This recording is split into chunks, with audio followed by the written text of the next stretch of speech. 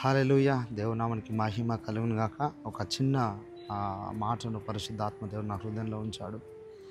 ఈరోజు నువ్వు ఓటమిలో ఉన్నావా? అయితే నువ్వు గాయాలతో ఉన్నావా? అయితే ప్రభు నీతో ఒక మాట స్పష్టంగా మాట్లాడుతున్నాడు.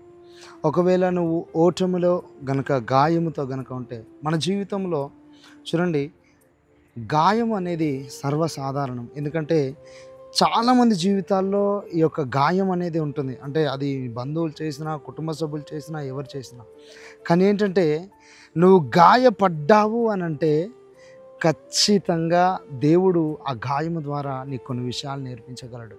దేవుడు నేర్పిస్తాడు కూడా. ఈరోజు నువ్వు ఎలాంటి గాయంలో ఉన్నావో నాకు తెలీదు కానీ పరిశుద్ధాత్మ దేవుడు నీతో మాట్లాడుతున్నాడు. నీ గాయమును కట్టువాడు ఆయనే.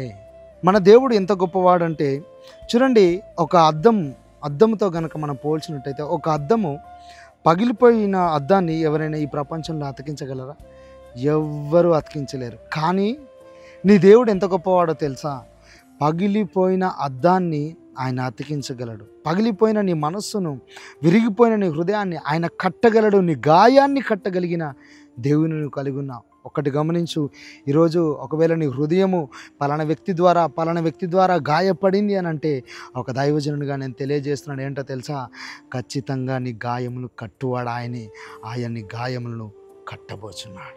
God bless you. దేవుడు మేము దీవించిన కాపాడేస్తున్నాం.